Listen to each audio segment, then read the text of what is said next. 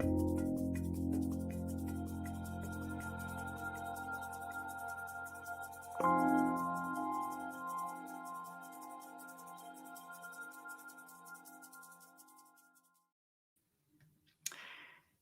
everybody, and welcome to your live event. My name is Eric Wynkoop, and I'm the Director of Culinary Instruction here at Ruby, and I'm also one of your chef instructors in the courses. Today, it's my office hours, and so I want to welcome you specifically to this event. This is your chance to ask questions about food and cooking, and I'll do my best to give you a response. And, as always, I want to start out with just a couple of housekeeping tips. And the first one is, if you would like to participate more directly, you're welcome to post questions or even comments. And you'll find the dialog box to do that in the upper right-hand corner of your screen. Go ahead and type in your question, and that'll make its way into the queue on the right-hand side of the page. As you do formulate questions, I'd like you to please have them focus on the areas of food and cooking, and avoid venturing into medicine and dietetics and some of these other outlying fields, okay? And then the other thing I'll mention is that already on the right-hand side of the page, you can see some questions that have already been populated. And within each question box, you'll see a heart-shaped icon. And if you would like that question to be answered sooner than later, you're welcome to click on the heart-shaped icon, and that'll push that question up in priority, and I'll get to it a little bit sooner. Okay? And, other than that, let's go ahead and get started. I'm happy to see a nice list of questions here. And the first one is from Lee. And the question is, what are the steps to be a chef? Wow, well, that's a big question. Let me start off by first saying that from my perspective, the profession of a chef, or the title that one might receive as a chef is a professional designation.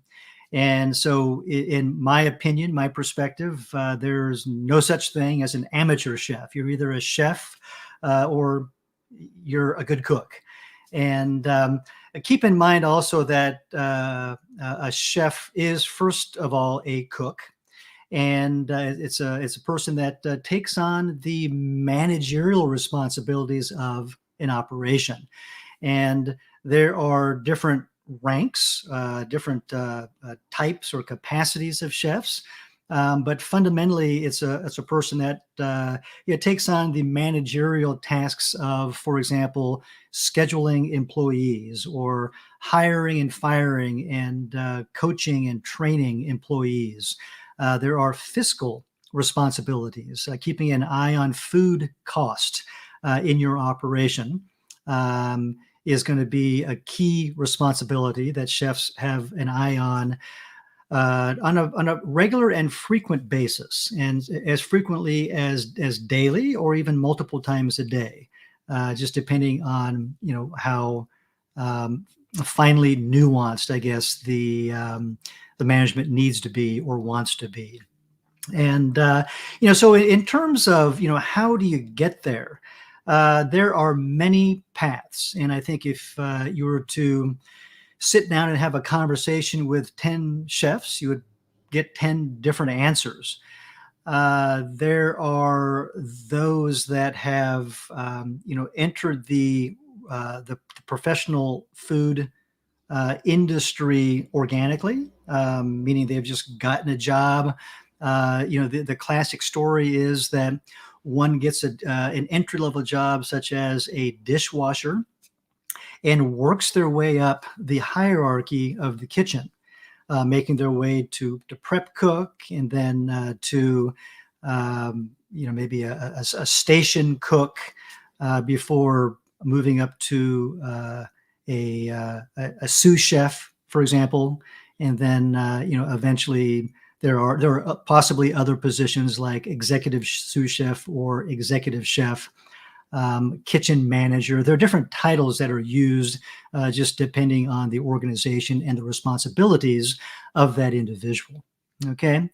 There are folks that take a different path, and that is to go to a culinary school to receive a more structured program of education. And it would then cover a lot of different topics of the food and beverage industry and the hospitality industry within a relatively short period of time. And sometimes they're 6 or 8 months. And sometimes, you can earn an associate's degree or a bachelor's degree. And some people go on to earn graduate degrees, a master's degree or a doctoral degree in an allied area, which is at that point usually management and or training and education as it relates to the hospitality and or food and beverage industry. Okay, so things that a person could do, that would benefit them along the way would be to, of course, cook as much as you can, whether it's at home or in a professional setting or some other volume setting. It could be volunteer work at your place of worship, for example. Okay. This idea of being exposed to food in different settings is very helpful. And this is also true of different professional settings. So whether one is, jumping straight into, let's say, fine dining and working their way up from a dishwasher position, or maybe they start off in fast food, move into family dining establishments, and work in a myriad of other possible settings, such as hospital or other health and wellness settings. It could be a retirement community, which these days are more and more common as places of employment and good places of employment, I should say, as the clientele are expecting good food. And therefore, those companies, those retirement home campuses are hiring experienced chefs to deliver that level of quality that's expected by the clients. One of the advantages of culinary school, as I just mentioned, is this idea of covering a lot of different topics within a relatively condensed period of time. Okay. Now, keep in mind that if you take that path, that you're going to cover each of these topics fairly quickly.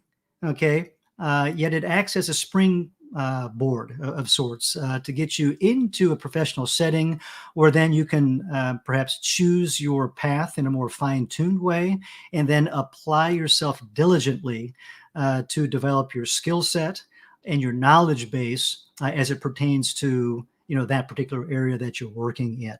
Okay. There are also formal apprenticeship paths. In the United States, for example, those are fewer when compared to other places in the world. But that is going to be a situation where you would work with very often a single place of employment and spend perhaps a relatively longer period of time. It could be 3 or 4 years, perhaps longer, working through the different stations, the different responsibilities that go into really understanding the different areas of the business in order to be shaped, right, and to be prepared to take on the greater managerial responsibilities that come with the opportunity to be a chef. Okay. Other things that will help along the way will be your own reading and studies. And so if you're not going to school, then just do it on your own time.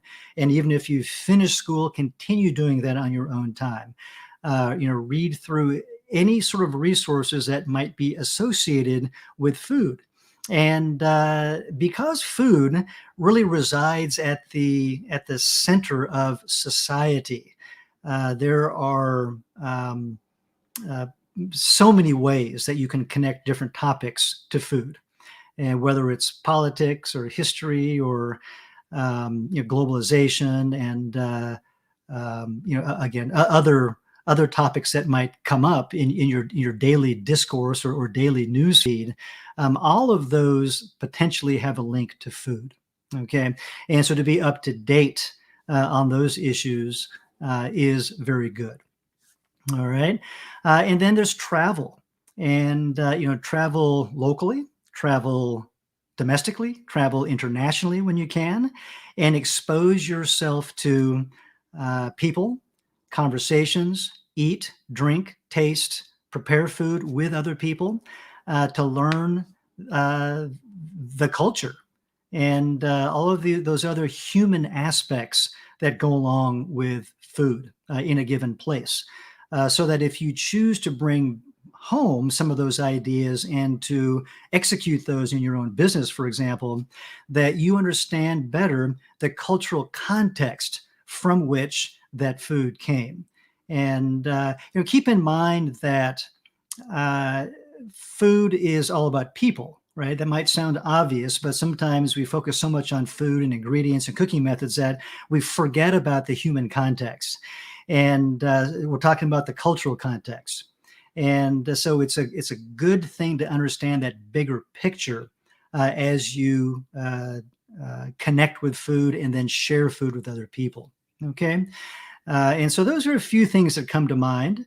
But again, it's broad study, and it's digging as deep as you can, or as time will permit for a given topic, in order to really expand in all directions your understanding of food, all the while you're producing food to develop those different skill sets.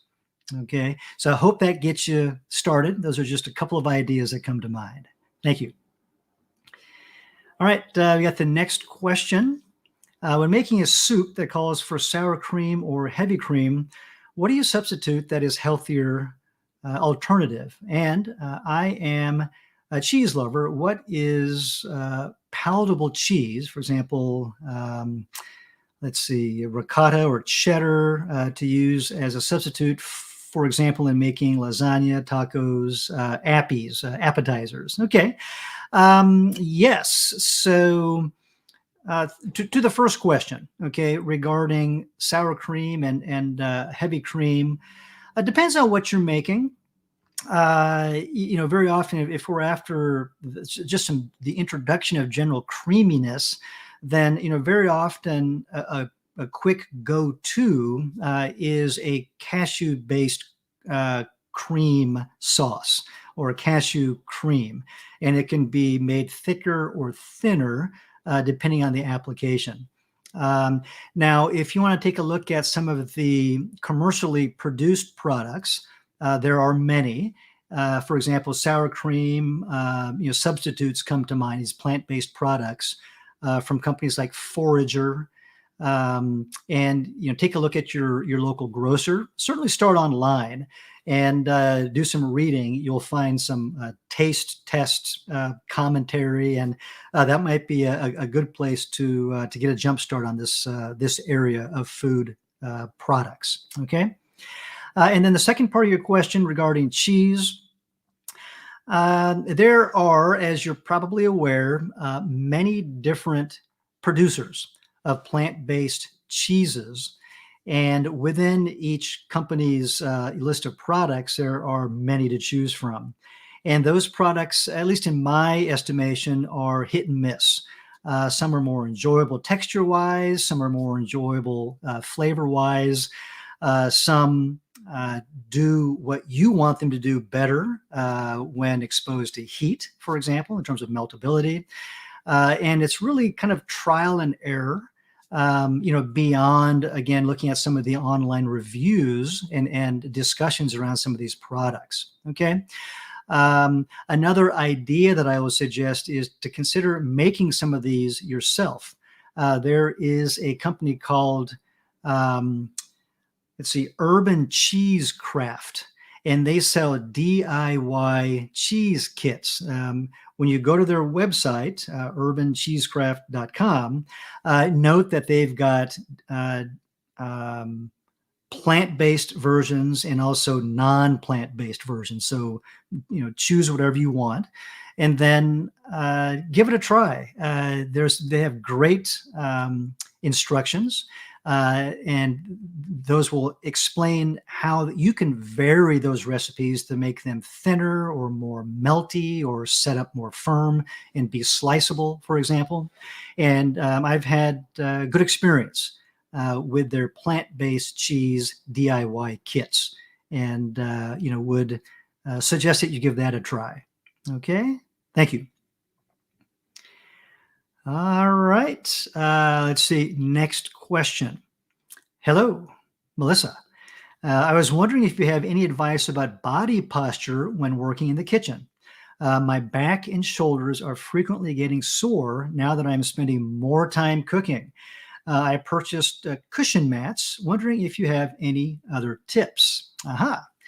The cushion mat, I think, is a great place to start. It takes a lot of that stress off of the body, and stress that hits the heel travels all the way up to the top of our body. And so that's a good place to start.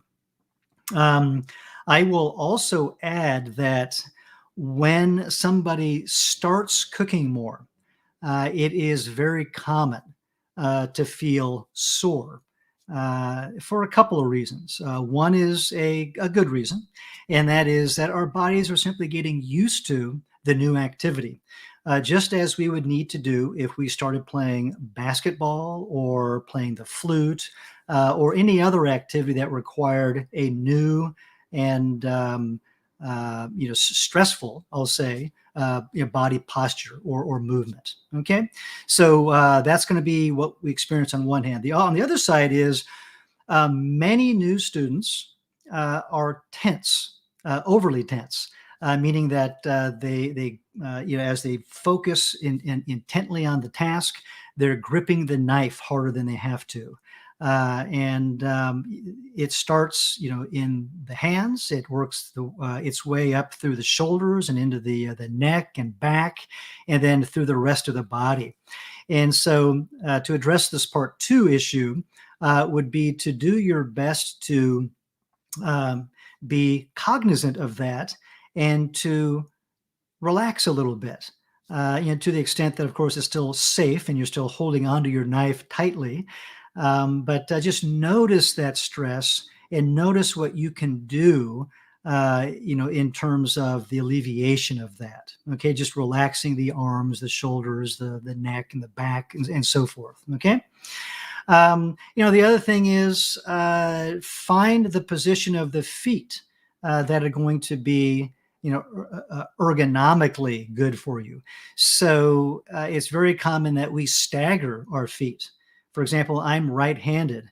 I tend to rotate the right side of my body away from the cutting board, which causes my right foot to step back a little bit. And then I find a place on the cutting board that's comfortable for my movement relative to the placement of the food on the cutting board. Okay. And then, also move around, with some regularity. Move those feet. I like to just use kind of a shock absorber motion through the hips and knees, trying to keeping my back relatively straight, and just being aware of what my body is doing. So those are going to be some things to start practicing, and hopefully that'll make your kitchen work, your food work, more comfortable. Thank you. All right, next up from Andre. I often see plant-based cooks using cast iron skillets. I was wondering what the advantage is. Also, I was wondering what's the best way to know the temperature of the cast iron skillet, and if it's okay. Finally, can we use it without oil? Okay, so let's go ahead and start from the first question, and that is, what are the advantages of a cast iron skillet? So let me first say that whatever cookware you have, learn to use that if you don't want to run out and replace your cookware right away anyway. Okay. In other words, in most of our courses, we reference stainless steel cookware, and we have some lessons that are specific to how to use stainless steel cookware, how to heat it, for example. But you can use whatever you want. Okay. One of the, I'll say, relative advantages of stainless steel cookware is its ease of maintenance. You can bang it around and you can really scrub on it if things get stuck or burnt, and it'll eventually clean up and look just about like new with a little bit of a patina, because after all, you've been doing some cooking. And so in that sense, stainless steel has some positive attributes, but there are many other materials to use. And I have cookware made of many, many different materials, rock and glazed and unglazed earthenware, and copper, tin lined, stainless steel cookware, cast iron, enameled and not, and maybe even some other things. But it's just a matter of you getting used to using whatever cookware you have or that you want to use, okay? Regardless of what is featured in our lessons, okay? So on to the advantages of cast iron cookware. One is that they hold heat, a lot of heat. And so you can get some nice even cooking and browning around your food products. Once you put a lid on a cast iron pot or a vessel of some sort, it can act like an oven as the lid itself can heat up, provided your lid is also cast iron. And you can bake bread in it. You can do all kinds of stuff on the stovetop with cast iron cookware. Cast iron cookware is also durable. It'll last a long time if it's fundamentally cared for. If it doesn't break for some reason, it just requires some periodic maintenance. In terms of seasoning or allowing it to build up the fats and proteins from food, and then eventually that also helps create a nonstick or a relatively nonstick finish, especially on the cooking surface in particular at the bottom of the pan. Okay, and in terms of knowing the temperature and whether it's okay, it's going to take some practice. Okay, so in some of our courses, we feature a water ball, or we sometimes call it a mercury ball water test to see if a stainless steel pan is heating up. And that same test doesn't work so neat and cleanly on other cooking surfaces or in other types of pans necessarily. And so when it comes to cast iron, it's going to be a matter of practice, okay, to determine the right temperature for adding food or otherwise moving on with your cooking process. And the way you want to test that is very much the same. Let me loop around here and qualify this. The way you want to test that is going to be by feeling the radiant heat, and feel it on your hands and your arms, feel it on your face, and you're going to start to gauge on a regular basis, right, what sort of heat is coming off of your particular cookware. That's really important. Okay, you got to get used to using your particular cookware, and then you want to add some, whether it's oil or a food product, whatever type of cooking you're doing, just add that to your pot, to your vessel, and see how it reacts. Are you hearing a sizzling sound? Is it burning immediately? Is it sitting there and not doing anything? Those are indicators of perhaps the temperature is just right. Maybe the temperature is too hot if it's burning immediately, or if it sits there and does nothing, then the pan needs to heat up a little bit longer before you put the food item in the pan.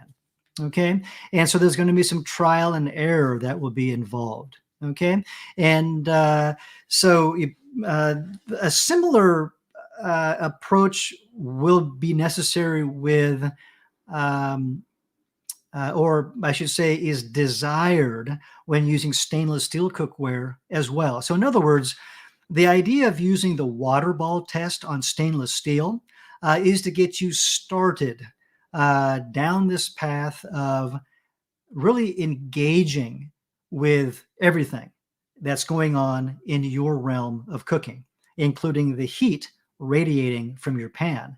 And so when cooking with stainless steel, also, you want to move past using the water ball test. In other words, you don't want to use it every time. Use it initially to kind of get an idea of how to gauge pan heat relative to what happens in the pan once you add food. And once you start to figure that out through your feel, then you can stop adding water to the pan and just feel it and then move forward. So the same sort of approach applies with other types of cookware. All right. And your final question, Andre, about can you use cast iron without oil? The quick answer is yes, provided you've built up some of the non-stick seasoning layer in the pan. Understand that that might need to be rebuilt over time with some purposeful seasoning, rubbing it with oil, bringing it to a high temperature, letting those oils polymerize and create a tough surface. Okay. And give it a try and just see how your pans act and react to what you put in it. Thank you. All right, next question.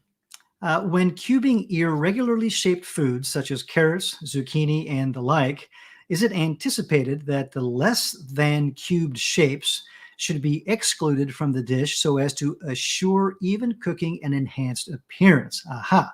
So, let me answer this in a couple of ways. Let me first put it within the context of our knife skills assignments. Okay, in the knife skills assignments, maybe I don't even really need to address this. Just do your best. Practice, do your best, and then we'll take a look at the actual cuts that you've made. I guess what I want to do is sort of qualify those irregular pieces within the context of our assignments by saying that we don't look at the curved, naturally irregular edges of the produce that you're cutting for the assignments. We will look specifically at your cut edges for regularity or irregularity. Okay.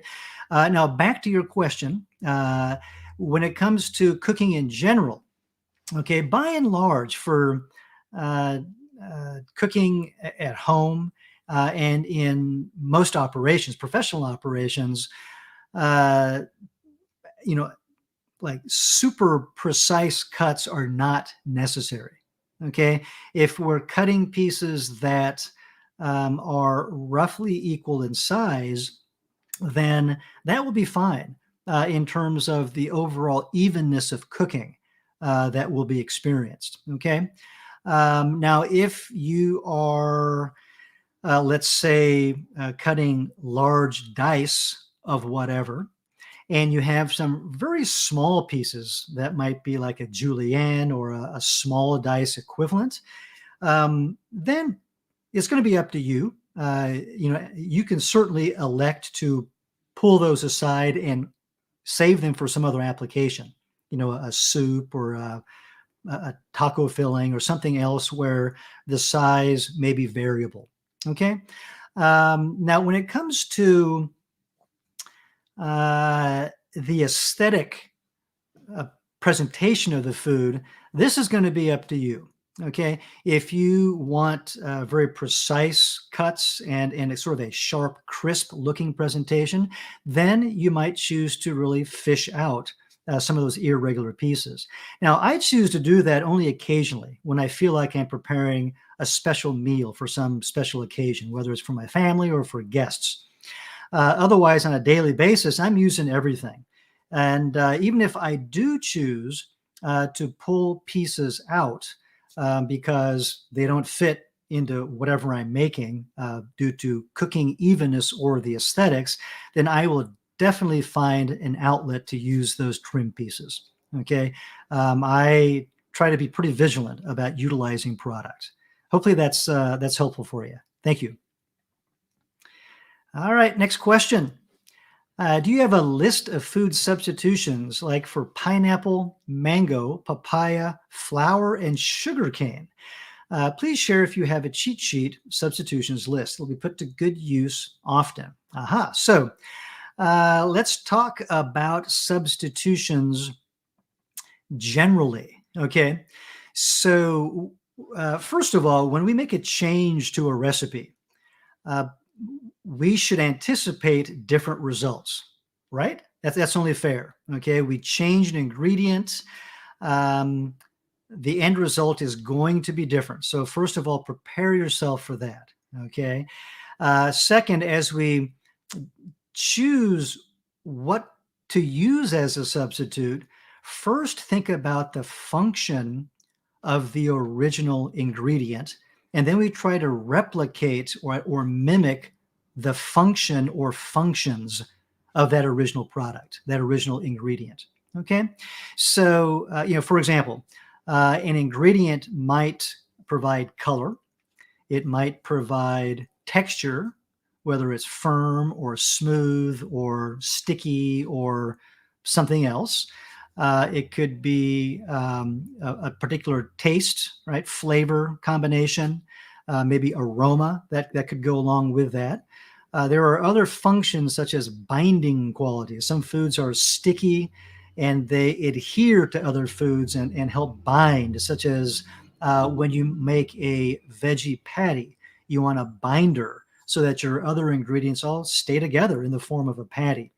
And so that's an example of a function of a particular ingredient or two in that particular preparation.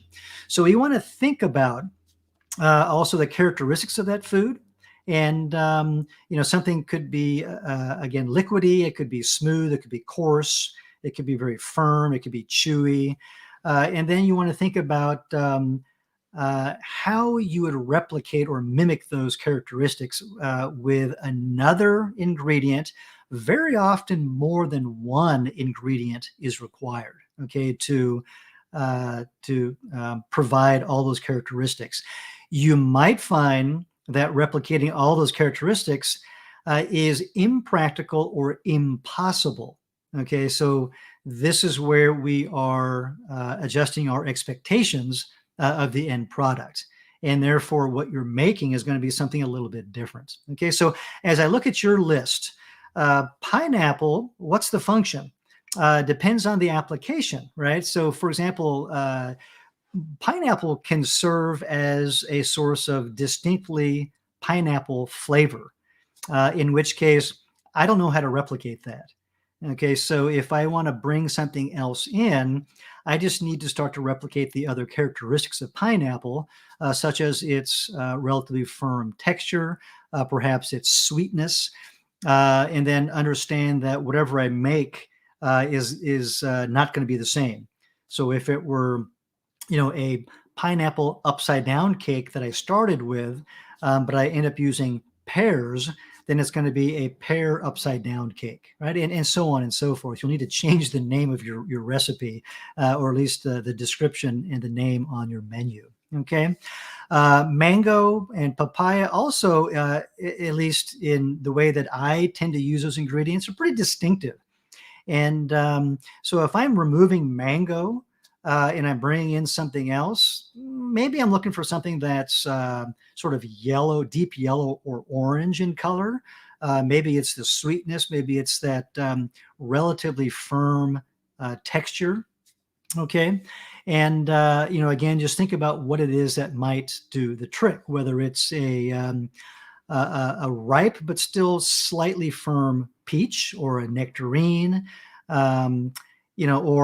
or something else. We can brainstorm over a cup of tea sometime. Papaya, same thing. Flour and sugar. So flour, if you're talking about avoiding gluten in wheat flour, then there are many substitutions in the world of gluten-free flour blends. And I would recommend that you start with a commercially available blend from a number of different companies. Bob's Red Mill is one example. They have a few different gluten-free blends depending on the application, okay, and what it is that you're trying to produce, and therefore just which qualities you're trying to mimic or avoid. Sugar cane, well, I guess it depends on what you use a sugar cane for, once again, okay? And so just think about its function and what it is, how you might use that. For example, I use sugar cane as skewers to make seekh kebabs. And so I can just use something else that looks like a skewer in place of the thin cut pieces of sugar cane. I sometimes use sugarcane as a sweetener in a stew or a soup, in which case I can very easily reach toward another whole food sweetener, such as dates. Okay. And so, use this sort of a filtering approach to figure out what is going to best suit your situation. All right. Thank you. All right. Next up from Dina. How does being an ethnographer enhance your culinary skills? Okay, so Dina is referring to some of my background, my training, some of my professional experience as a food ethnographer. Well, which means that I get out and I hang out with people within the context of food, and I observe and record what they do. I'm trained as a food anthropologist and have taught food anthropology at the university level for a number of years. And so ethnography is part and parcel of the work that I have done in the past. And so, this idea of practicing ethnography or being an ethnographer is one of exposing oneself and hopefully immersing oneself in the culture of the given people that you're spending time with. And in the case of food, it's understanding how the food is produced, how people think about the food, how it's combined with other foods at mealtime to consume. That could be on a daily basis. It could be in the context of a special occasion, a festival, for example.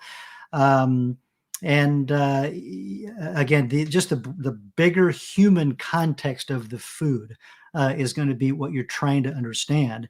And so that certainly informs the way that I cook. If I'm trying to, replicate something from India or Mexico, then I'll do my best to do it the way that I observed and that I experienced in those places. Okay. And so it's firsthand knowledge of what might be called a particular type of authenticity that goes around, or that's part of that food handling. All right. Thank you. All right. Next up from Linda. In task number 14 of the Forks Over Knives course, it says that a more complex mechanism involving primarily fats and carbohydrates in the diet determines the amount of cholesterol in the bloodstream. I'm a vegan and eat little processed foods. So how do I lower my LDL cholesterol? So, I think this is an example of a question that really kind of reaches into the realm of medicine and dietetics. And, I would recommend that you consider speaking with your healthcare provider, okay, to look specifically at your situation and to understand that at a little bit deeper. Thank you. All right, Laura, hello. Wondered your thoughts on air fryer and if it's worth the purchase. Also, what is best way to freeze burgers to avoid freezer burn? Okay. An air fryer, I've checked out an air fryer from my local library a couple of times, just to experience it and understand it a little bit better so that I can respond to you and other students that have questions about the air fryer. And um, is it worth the purchase?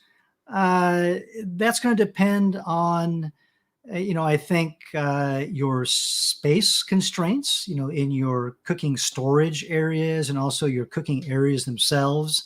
And also, the type of cooking that you want to experience. A An air fryer is one of these multi-cooking appliances, just like an electric or electronic pressure cooker is, like an Instant Pot as a brand name. And these are all very good. But again, it depends on whether, you want to tinker with an oven or a grill. And, there's a certain experience that goes along with cooking in those other ways, using those other modalities, different types of equipment, versus an air fryer. I don't think there's anything wrong with an air fryer. I found that it produced very nice food. I just found that at home, I already had a pan, I already had some oil, I already had an oven. And so I didn't feel like I needed to purchase an air fryer. I was imagining small spaces, such as maybe whatever the situation is, but maybe a smaller space where storage was limited, or my cooking space was limited, where something like an air fryer coupled with an electric pressure cooker and maybe something else like maybe just a cutting board and a chef's knife would be perfect for 99% of the meals that I wanted to cook. So I would say, think about it. If you have a chance to borrow or to use before purchasing an air fryer, please do that to see how it fits into your aesthetics and all those other things that come along with cooking. All right.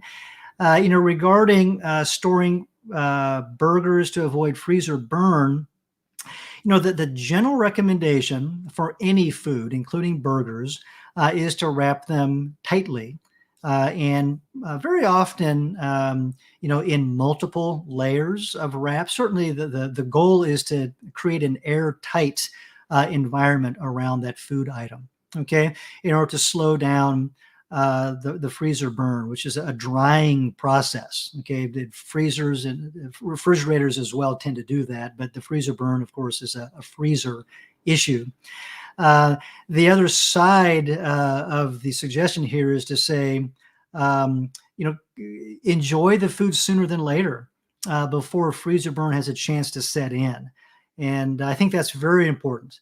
As we think about sticking something in the freezer, label it with, of course, the name of the food item, but also the date on which you are freezing it, and then try to use it, within, say, 3 months or so, before it gets too old.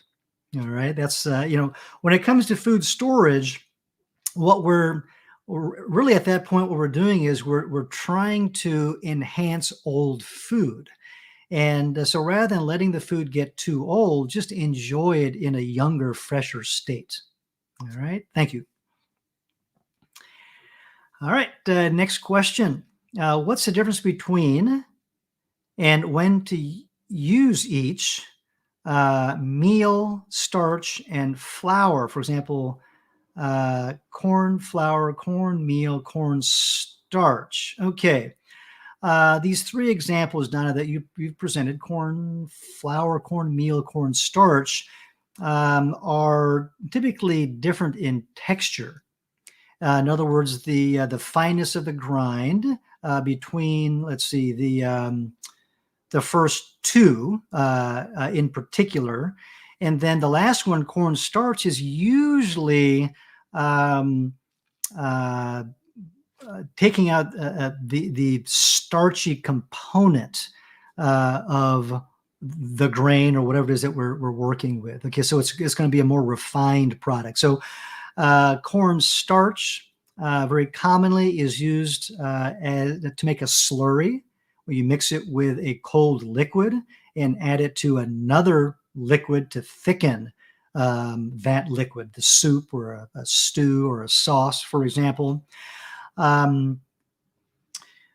Starches can also be used as a binder because they they can be sticky. It also depends on the type of starch that we're using. Okay, corn flour.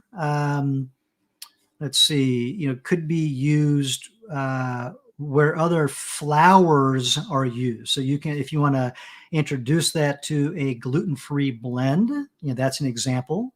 And then that can go into making bread or something else. Cornmeal is often a little bit more coarse. And I associate that, at least in my typical repertoire of cooking, with some specific preparations, whether it's polenta or something in that realm where, I want a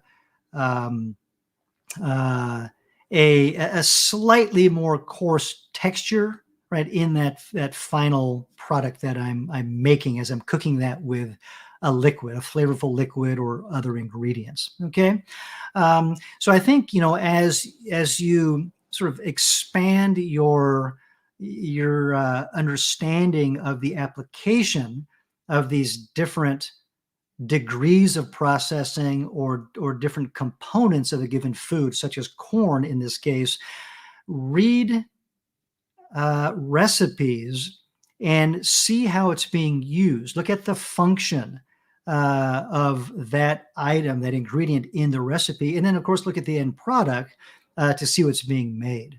Okay, and I think with a few of these sort of experiences, you will quickly understand what some of the differentiating factors could be, and then also where some of the overlap might be when using these products.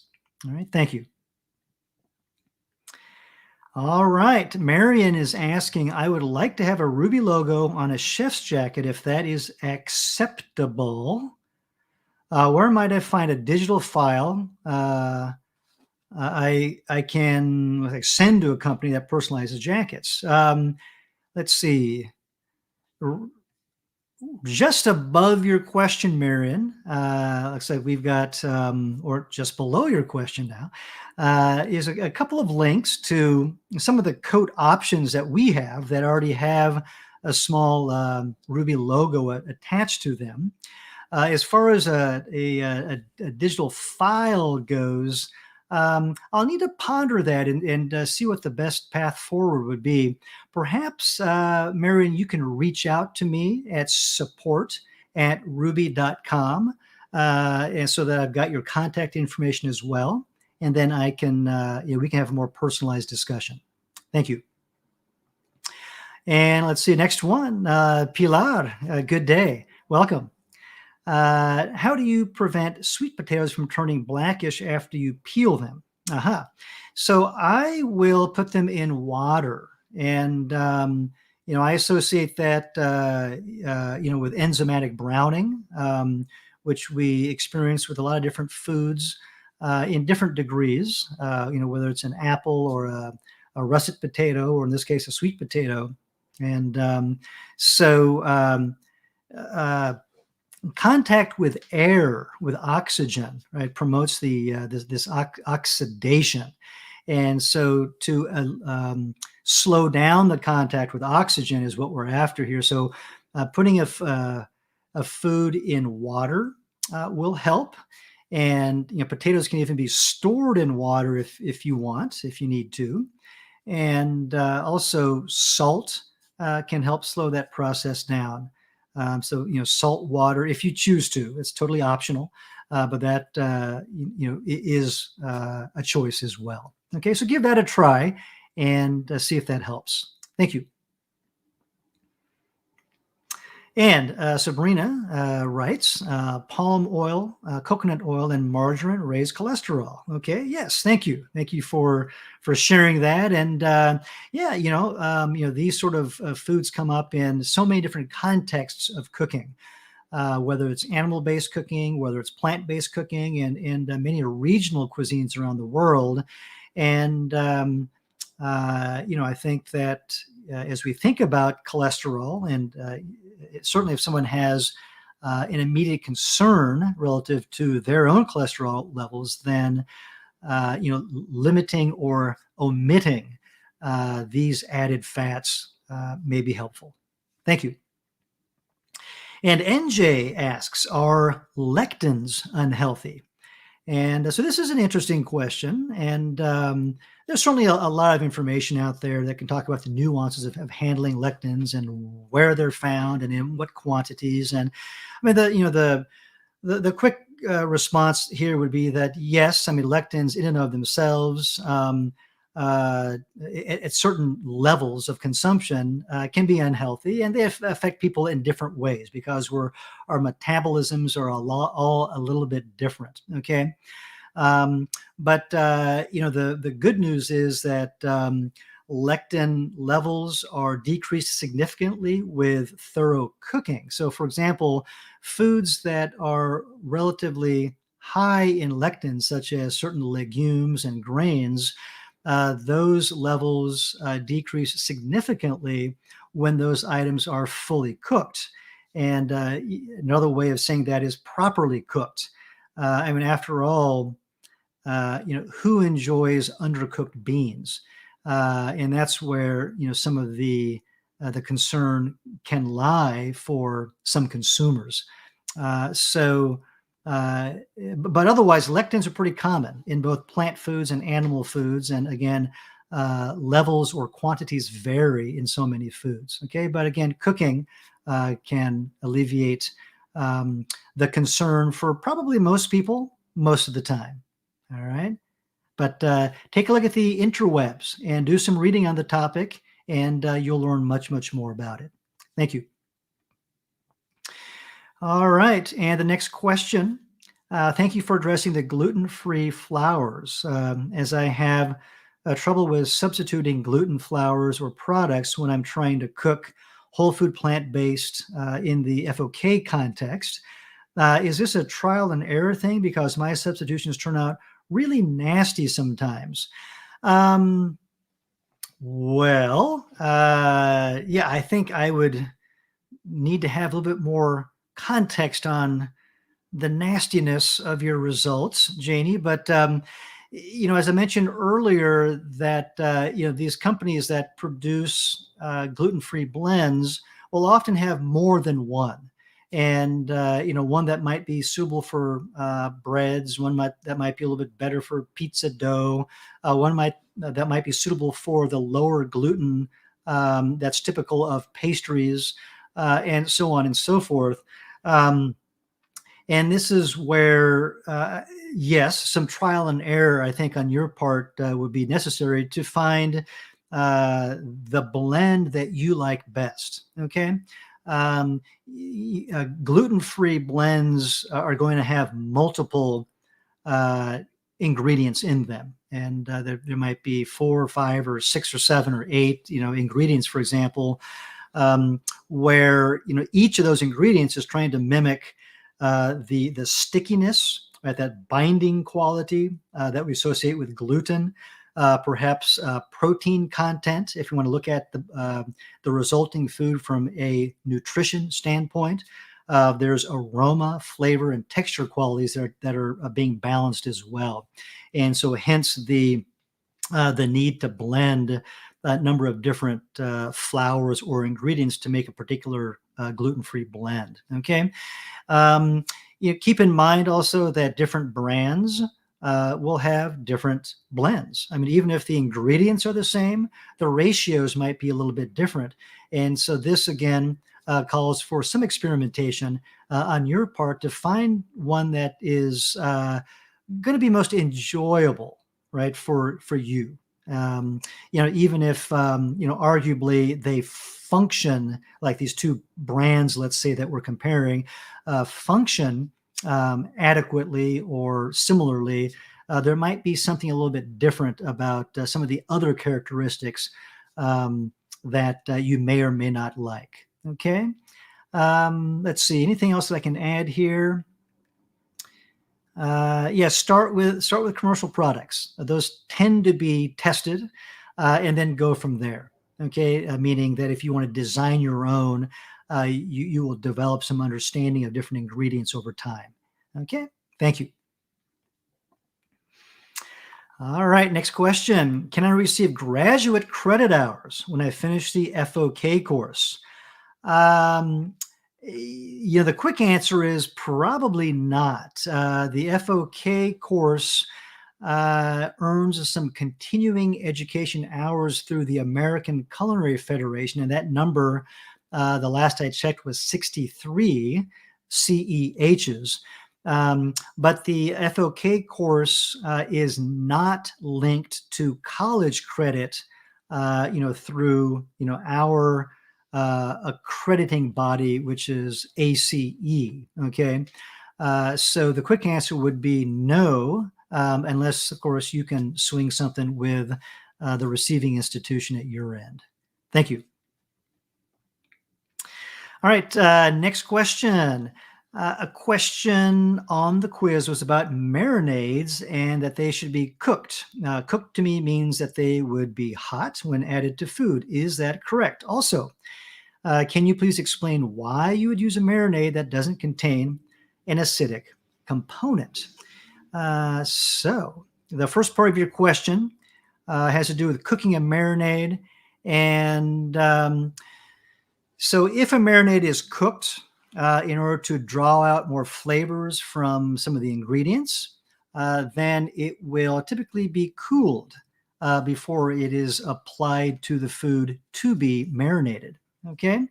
And then the second part of your question, why would you use a marinade that doesn't contain an acidic component? So the traditional marinade, okay, comes most typically from the world of meat handling. And the acidic component has the function of tenderizing to some degree the meat. And so if you have an item that doesn't particularly need to be tenderized from the standpoint of the acid, then you can omit the acidic component and focus on the flavorful components of the marinade. All right, thank you. And let's see, next up, Kathleen is asking, will you be sending a suggested itinerary for coursework and classes for Forks Over Knives? Aha. So when you enroll in the Forks Over Knives course, you will be presented with a syllabus. And that's one of the first things that you will see. And it's accessible from your dashboard. And that sequence, right, is our suggested sequence that you follow. So in other words, we have built the course as well as our other courses in a particular sequence that we feel makes sense to your skill development. Okay. And so if you follow that suggested sequence, then you're going to be doing very well. Now, in terms of an itinerary, okay, which suggests timing, know that the Forks Over Knives course has a 90-day limit, right? After which you have the option of purchasing an extension, okay? But in order to stay on that 90-day completion schedule, just take a look at the percentage of the course completed, which you can see when you log into your course, and then take a look at how far along the 90-day window you are. All right. So if you're a month into the program and you're 30 or 35% done with the course, then you're pretty much on pace to finishing on time. If you're only 12% done, then maybe you should put in some more time and get sort of on schedule to ensure that you can finish within the 90-day limit, if that's important for you. All right. Thank you. And next question. Hello, Angela. I would appreciate your awesome advice on how to best wash Italian parsley, since it had lots of crevices where soil can stick. Sand and soil is not an ingredient I wish to impart in my dishes. Yuck. In terms of, rinsing herbs, generally, feel free to put those in a bowl of water, and especially something like Italian parsley, which is pretty hardy. You can, sort of do a light sort of a rub back and forth between your hands in order to introduce, some scrubbing action to remove some of that fine particulate that tends to adhere to the leaves, right, that you're referring to.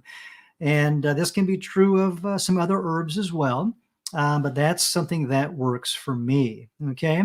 And then, from there, if you have a salad spinner, you can easily dry off the herbs. Again, depends on what you're using it for, whether you want to do that or not. Or you can grab that bunch and just kind of whack it against the edge of the sink to release some of that water. And, that can be very effective as well. And then see if that suits your requirement, okay, your expectation. Thank you.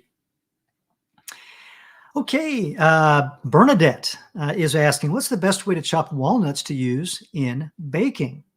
So Bernadette, usually what I will do is simply lay them out on a cutting board, sort of basically in a single layer. And they're generally flat in profile, so they sit very nicely on the cutting board. And then with a chef's knife, I will go back and forth, and then from top to bottom, or at an angle across the cutting board, cutting those walnuts into smaller and smaller pieces. And then, if the overall bunch gets down to, let's say, maybe 2/3 of it being about where I want it, then I'll try to pull aside the remaining large pieces and then just work on those separately to even up the overall cuts across that batch of walnuts. Okay. Now, when it comes to walnuts, as well as some other nuts, there are nut choppers. And the one that I will use once in a while is a manual chopper.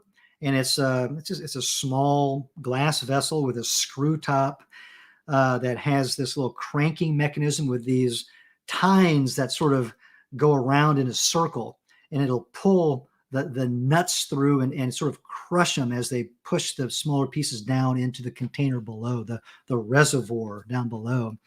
And I will use that with some applications. You can find those online if that's something you might want to check out. All right, thank you. Excuse me just a second here, Louis, as I get a drink.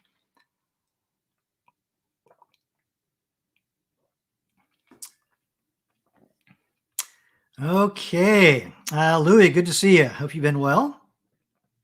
For the final course assessment, what is the best strategic way to comprehend and memorize a lot of the information in the plant-based course so I can pass with a great grade? Okay, so what I like to do, and therefore what I recommend for my students, is number one, when it comes to the cooking methods, and then those allied techniques of food handling, is to practice so that those physical actions become part of who you are.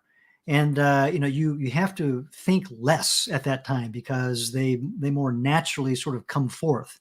And so practice goes a long way. in understanding a component of that final exam that you're referring to. And then there's other theoretical information and just, some of the knowledge that you need to hang on to, or at least we want you to hang on to. And that's where I use flashcards. I have had a lot of luck, or I should say good results, not luck. It's just good results for me personally, as well as every student of mine ever, when we've used flashcards. Now, the only students that I've met that have not had good results with flashcards are those students that didn't use the flashcards. And it might sound funny, but it's happened a number of times. So make flashcards to understand vocabulary, to understand concepts, and the framework or the outline of a cooking method, right? You might start with a flashcard to help solidify or crystallize your understanding and knowledge, okay, of that process. But those are the two methods that I recommend. Okay, so flashcards, and put them in your back pocket. Pull them out wherever you are. If you're, on the bus, if you're waiting for somebody, if you have 5 minutes to spare during commercials, if you're watching a football game, pull out your flashcards and practice. And then also get in the kitchen and practice, practice, practice, all the while thinking, really engaging with what it is that you're doing in order for that skill set and that information to make its way deeper into your DNA, so to speak. And it just makes it easier to remember. Okay, thank you. All right, the next question from Kathleen. How do you feel about DIY vegetable broth powder all-purpose seasoning? I have a recipe using garlic powder, marjoram, parsley, flakes, sage, savory, thyme, celery salt, pepper, salt, and turmeric. I think these sort of DIY blends are fantastic. In fact, we have such recipes in some of our courses, and some of them focus on the equivalent of a broth, as you're suggesting here. And some of them are, they mimic regional flavors, whether it's something from the Middle East or somewhere else. But you have a chance to make these. And, number one, what goes into these blends. So you have some control and knowledge and some assurance of quality. You can also change the ratio of the ingredients to better suit your palate or the type of foods that you produce. Okay, so you can have your custom blends. But these sorts of products, I think, are great. And, what you've suggested here, garlic and, turmeric and all these sort of things provide great flavor and aroma potential. Which add up to a satisfying dish. So, give it a try, and feel free to make adjustments, of course, to the ratios or the quantities of certain ingredients to achieve your desired results. All right, thank you. All right, hello, Cherie. I just wanted to say how impressed I am with the amazing credentials and experiences all the chefs list in their bios. It is an honor to learn from all of you. I am having a great time learning. Thank you very much, Cherie, for your feedback. Indeed, I've got wonderful colleagues here at Ruby. And, as I mentioned earlier in today's program, the path to becoming a chef, when it comes to my colleagues that are on the instructional team, we've all taken unique paths to get to where we are, which, only adds, I think, to the value that you receive, in the courses themselves, or whether it's through the feedback that you receive from each one of us. Okay. And thank you for your feedback. And it's so good to know that you're enjoying your experience. Thanks. And Jamie is asking, Once completed, can I use this certificate to provide meal preps to clients? Yeah, I mean, the quick answer is yes. When it comes to providing, prepared or partially prepared, meals to clients, then you get to shape your story, right? In terms of marketing, and you get to reach out and bring those credentials in, to your resume or your CV, and certainly a certificate of completion that you receive from Ruby for any of our courses or for multiple courses.